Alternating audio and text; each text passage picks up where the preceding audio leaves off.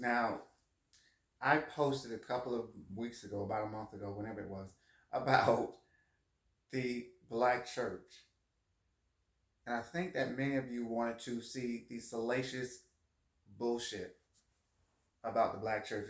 The pastor having the extramarital affair and who he's doing it with and this, that, and the third. No. Let us stop being about that very childish, petty foolishness. And talk about the politics of it. Talk about what Jesus. I mean, let's understand. Jesus did nothing for Negroes except give us a free boat ride. He gave us a free cruise that we are still paying for. And we all know this, but do not want to say it. It's all a part of our consciousness, but we quite simply don't want to say it. I don't know why. Maybe it's because we want to continue to make Caucasians believe that we are just as civilized as they are with Jesus. Because of course, religion is supposed to civilize the world. This is what Christians have taught us for the past 500 years.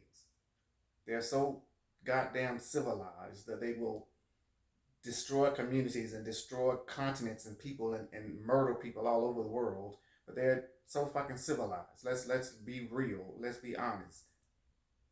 We need to talk about this shit. We really do. Talk about what is the purpose of what is called the black church. As I said last time, it was about keeping African peoples safe in the United States, keeping us safe. But of course, the black church didn't keep everybody safe. But still, it was about keeping us safe from white Christians, because their purpose was to kill us. That was their purpose. Their purpose was to kill us. When they got here to this part of the world, they wanted to make war and kill the indigenous peoples. On his second trip back here, Columbus brought hundreds of warships and attack dogs because his purpose was to kill people. That Christian thing, that violence. I mean, they was being violent to each other there over in Europe. Violent. They was killing each other.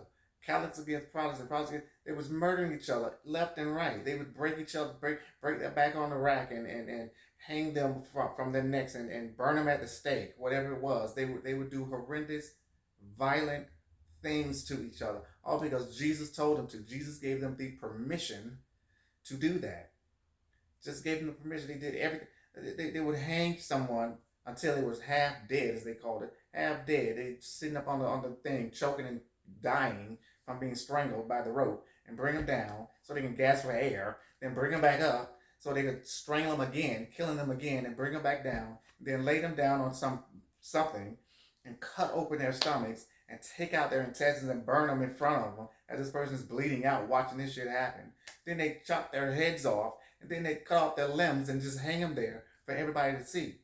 That violence that Jesus gave them the permission to do. And then they brought that violence to the rest of us out in the world. They've been trying to kill us for a very long time. Everybody out in the world.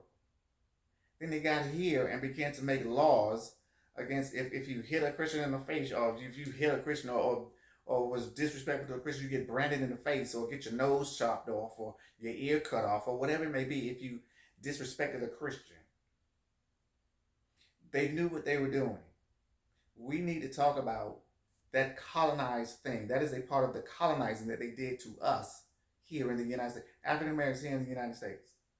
That colonizing thing. And it has continued. I don't care about their violence being overt or it being cunning and subtle, of them talking about who will get into heaven if you don't do, if you just be nice or whatever going to heaven. But if you follow your free will, you'll be burning in hell or some kind of bullshit like that, some kind of covert violence. And no, that's how they educated us. That's how they did it, by turning the other cheek. They're very insidious thing of turning the other cheek so they can hit you on that side of the face as well. We need to be real about what this thing has done to us. It has broken up communities. It has. We need to be honest. We need to be honest and talk about what it has done. I mean, we can't continue to talk about how Jesus saves when Jesus gave Europeans the permission to steal our babies and put them on auction blocks. But we can't. But there are Negroes who can't wait to go see Jesus every Sunday and give him praise. So they have taught us to be desensitized to that Bible. So I'll never believe this thing about Hollywood desensitizing us to violence. I'll never believe that bullshit. That's the job of the religious. And I'm not just talking about Christianity. I'm talking about all of them. Let us be real. All of them. It began with Moses. And let's be real. Moses and that authoritarian state that he invented. If they wanted to tell us that he invented the Ten Commandments and all this kind of bullshit. It's just silly. That propaganda, that has to be the biggest piece of propaganda in the world. The Bible has to be the biggest piece of propaganda. And the way that they spread it was through violence. And that's how they still spread it. I don't care about their violence being covert. I don't care about it being subtle and cunning. I don't care. I don't care about being overt. It is still violence. And we need to recognize that shit. We need to recognize the violence. I don't care about you calling yourself a black Israelite, a black Muslim, black, whatever the hell. It is all the same thing. The same thing. We need to come to it. There is no such thing as God. God doesn't exist. It is a political ploy. God does not exist. God, that grand invention of the aristocracy to keep the lower orders in their place. I don't care what you call it in your language. I care about you call it God or Allah or Jehovah or Yahweh. I don't care. It doesn't exist. It is a thing invented. God, that political correctness, a political tool invented and used by the conquerors to solidify their power. Moses. That's what he did. He went about the countryside and he murdered other people's babies. So we have to begin to ask, why is that God a murderous thug? Why? And we have been taught to take his side. After Moses murdered all those people's babies, and because they were godless, okay, we'll take Moses' side. Not the people whom he murdered. Not that. Not those folks that he killed, those babies that he murdered. Those women that the children of Israel raped. Because of course they had to murder the men folk, but the women they could rape, not marry them, but rape them. And that is the people who said that they would acquiesce. People who said that they would fight against that said, no, we're not going to do that. They had to kill all those people. All those people were murdered in their villages, wiped clean, razed to the ground. If we were to believe this mythology, that revenge story called the Exodus or the 5 books of Moses or whatever the hell you want to call it. So even in this day, we are still taught to take the side of the oppressor and be Christian. Even though we know what Jesus has done to us, stole everything we had. Jesus stole everything we had. We have to come to that. So I'm with me talking about the black church, trying to be like the white church, and wanting to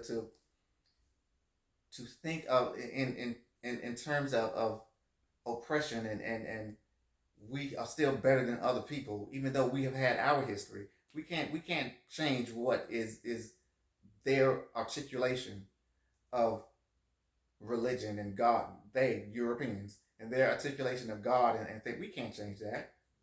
The history of it is dubious. We can't change the dubious thing. Even though we try to say, oh, well, Jesus is about love and this, that, and that. No, not after they have just murdered half the village. Where's the love and respect? When did that happen? And we're still there, having the idea that we're entitled or we are better than those folks who don't go to church, better than our gay brothers and sisters. We're just better than. No. We have to come to what is happening. We have to come to why black folks don't go to church anymore. There is a number, it's getting bigger and bigger, that black folks don't go to church anymore. It is something about it we have come to understand. It has not given us a higher consciousness. It just hasn't. It just hasn't. And we have to come to that. We have to come to it. Maybe we have forgotten all of, and we have forgotten our taken away from anyway, our ancient religions and things of that nature. That'll probably never come back to us. But we can attempt to do the thing that we know is true. Be nicer to each other, be accepting of each other. That thing that is a human part, a human condition, not not something that they Europeans, but Christians and all these Muslims and the Jews stole from the human consciousness, from the human condition, about being nice to each other, about smiling with each other, by helping each other, by giving each other a blanket or whatever it may be. They stole that from the human condition. To be nice to each other is not a religion. It's not a part of a religion. It's not even the basis of a religion. It is just a human thing to do. And for us to believe that we have to always talk about our history and this, that, and the third, well, we have to get to the whole thing. Talk about the whole history of it. If we want to continue to talk about we have been here for 180,000 years, okay, come to it. We can't. How do we reduce ourselves to the past 2,000 years of Christianity and 1,500 years of Islam and the 3,000 years of what is this, Judaism, and hell, they've even extended that mythology to 10,000 years. Okay, I'll give you 10,000 years. People who look like me have been here for the past 180,000 years. We have forgotten some things. We have forgotten some things. Being here for that long in this skin with this cells and melanin and whatever it may be, all of this can go back 180,000 years. But you want me to minimize my life, my thinking, my articulation of the earth, the world, to 2,000 years of Christianity? No. No. This is why Negroes have stopped going to church. We have come to understand our history of us being on this planet. Yeah, we know that the people who have been in Australia, those indigenous peoples of Australia, they've been there for 50,000 years, 60,000 years. That many thousand years. We have to ask, how the hell did they get there? Did they jump in a boat and go there? Maybe they did, but they had to come back and forth. They had to come back and forth to what is that? The Polynesian Islands or Tahiti or whatever that part of the of from Africa to Madagascar and to that part of the world and sail to Australia. They've been there for that long.